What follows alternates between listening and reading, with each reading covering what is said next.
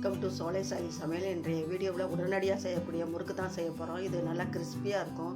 விசிலில் போய் மாவு அரைக்கலாம் தேவையில்லை. வீட்டில் இருக்க பொட்டுக்கடலை மாவு, பச்சரிசி மாவு வச்சு ஈஸியாக செஞ்சிடலாம். வீடியோக்குள்ளே போகிறதுக்கு முன்னாடி நம்ம சேனலை இதுவரையும் சப்ஸ்கிரைப் பண்ணாங்கன்னா பண்ணிக்கோங்க. பக்கத்தில் இருக்க பெல் பட்டனே கிளிக் பண்ணி வச்சுக்கோங்க. அப்போ தான் நம்ம போடுற வீடியோ உடனுக்குடன் நோட்டிஃபிகேஷனில் வரும். வாங்க வீடியோக்குள்ளே போய் எப்படி செய்கிறதுன்னு பார்க்கலாம். இந்த பவுலில் 1.5 கப்பு பச்சரிசி மாவு போட்டுக்கலாம். கடையில் வாங்கின மாவு தான், வீட்டில் இருக்க மாவுனாலும் பரவாயில்ல, எதுனாலும் எடுத்துக்கலாம். இதுலேயே 1/2 கப்பு பொட்டுக்கடலை மாவு போட்டுக்கலாம்.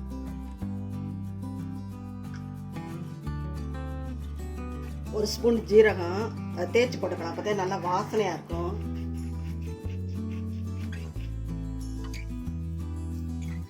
தேவையான அளவு உப்பு போட்டுக்கலாம். இதுலேயே சுட வச்ச எண்ணெயை ஊற்றிக்கலாம். இந்த கரண்டியால் ஒரு கரண்டி ஊற்றுறேன், கலந்துக்கலாம்.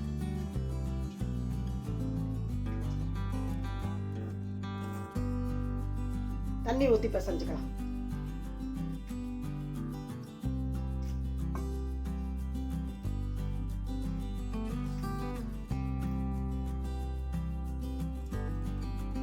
நல்லா கட்டியாக பிசைஞ்சுக்கலாம்.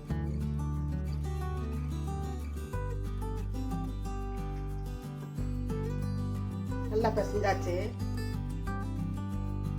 இந்த மாதிரி உருட்டி வச்சுக்கலாம். கட்டையில் போடுறது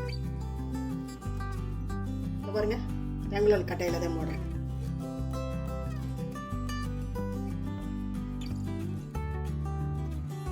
எண்ணெயிலே புளியறதுனால புளியலாம், இல்லாட்டி கரண்டியில் புளிஞ்சு காட்டுறேன் பாருங்க. இந்த மாதிரி கரண்டியில் புளிஞ்சுக்கலாம்.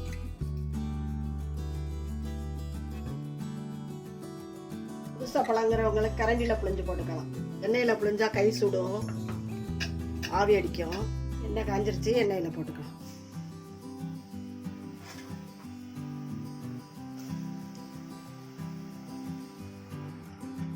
திருப்பி விட்டு வெந்துருச்சு. இது ரெண்டையும் எடுத்துக்கலாம்.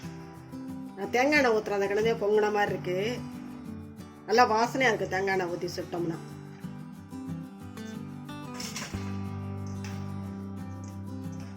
நல்லெண்ணெய் தேங்காய் எண்ணெய்லாம் பொங்கத்தான் செய்யும். நான் தேங்காய் எண்ணெயில் சுட்டு பாருங்க, ரொம்ப வாசனையாக நல்லா இருக்கும்.